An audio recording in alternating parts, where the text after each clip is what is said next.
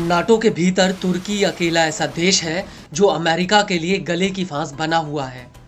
Ukraine युद्ध को लेकर एक तरफ जहां तुर्की के राष्ट्रपति तैयब अर्दोआन ने खुलकर यूक्रेन का समर्थन किया और पुतिन को बातचीत की मेज पर लेकर आए, वहीं दूसरी तरफ गाजा युद्ध को लेकर तुर्की ने अमेरिका और इजराइल के खिलाफ मोर्चा खोल दिया है। तुर्की लगातार इजराइल के खिलाफ इस्लामिक देशों से एकजुट होने की अपील कर रहा है। इसके अलावा कुछ ही महीनों पहले तुर्की में अमेरिकी नौसैनिकों के साथ हाथापाई का एक वीडियो भी सामने आया था। लेकिन अब ऐसा लग रहा है कि इजराइल और अमेरिका को लेकर तुर्की के भीतर उठा ये बवाल अभी शांत नहीं हुआ है और अब इसी कड़ी में इस्तांबुल के हैदर पासा बंदरगाह पर लोगों की भीड़ ने जमकर बवाल काटा।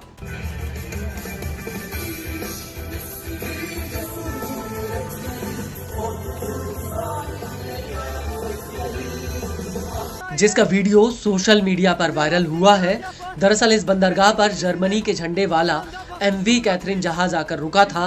यह जहाज मिस्र के समुद्री तट से यहां पहुंचा था और इस जहाज ने मिस्र के बंदरगाह पर इजराइल के लिए हथियार उतारे थे।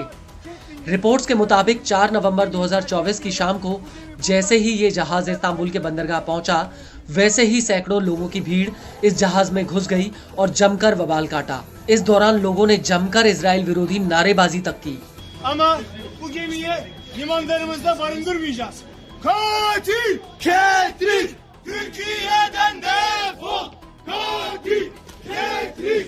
Türkiye'den defol!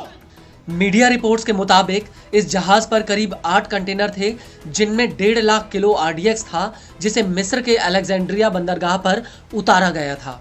रिपोर्ट्स के मुताबिक ये जहाज इजराइल की मिलिट्री कंपनी इल्बिट सिस्टम के लिए RDX लेकर गया था।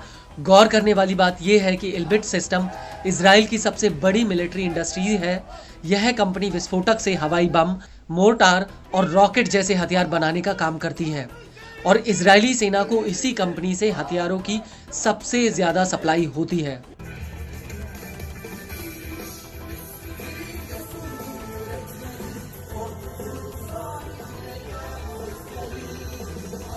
रिपोर्ट्स के मुताबिक MV कैथरीन जहाज को मजबूरी में मिस्र के अलेक्जेंड्रिया बंदरगाह पर अपना लंगर डालना पड़ा था, क्योंकि माल्टा, अंगोला और नामीबिया जैसे देशों ने उसे अपने यहाँ पर रुकने नहीं दिया। यहाँ तक पुर्तगाल ने भी उससे अपना झंडा लगाकर आगे बढ़ने से मना कर दिया था और इसी वजह से MV कैथरीन को जर्मनी का झंडा लगाकर आगे बढ़ना पड़ा।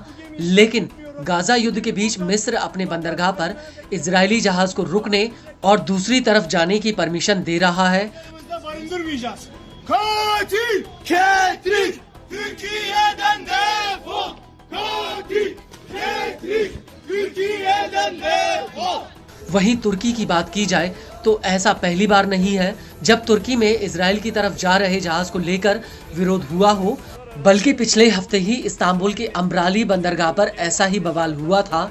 उस वक्त इजराइल से जुड़ा एक जहाज यहां पर आया था और ये जहाज इजराइल के हाइफा बंदरगाह की तरफ जा रहा था। Gençler olarak Filistin'i savunuyoruz.